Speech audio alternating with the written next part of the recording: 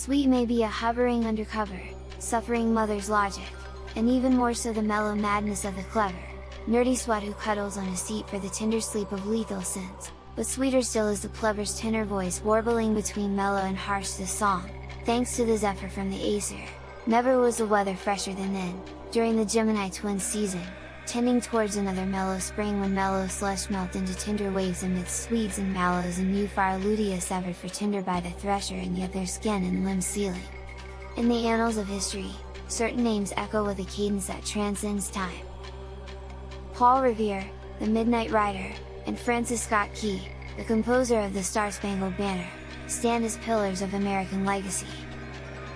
Their stories, rooted in Frederick County, resonate far beyond their origins, much like the tales of Francisco de Paula Santander and Antonio José de Sucre, who played pivotal roles in the independence of South America.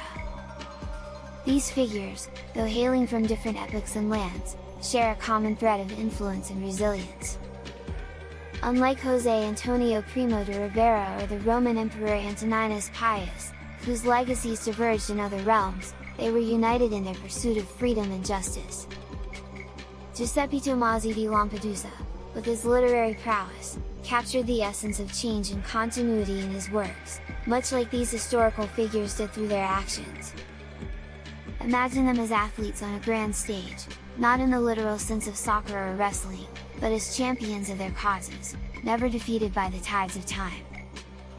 They traverse not just physical landscapes like the Delaware and Loire rivers or the French Riviera, but also the metaphorical terrains of human endeavor and aspiration.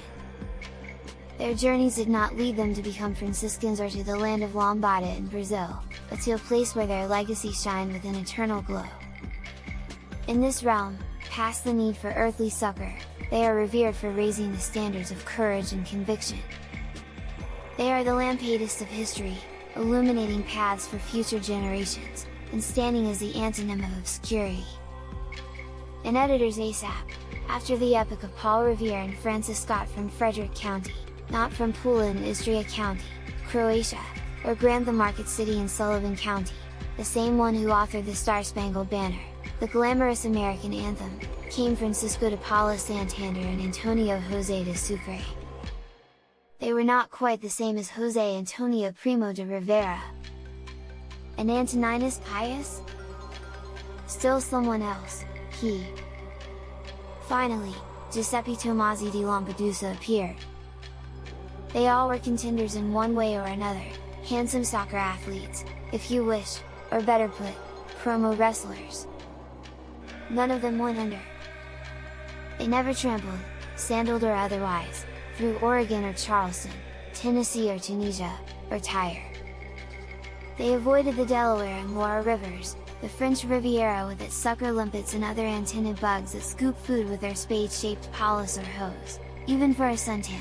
For a bath, they resorted to soaker hoses.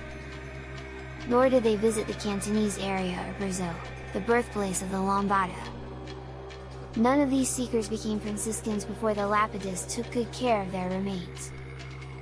Now, they stay in that third plane, hazy with lambency, where humans, past all succor, get lost in reveries. They are still revered, having raised standard scores. They were Lampadists, the antonym of anemia,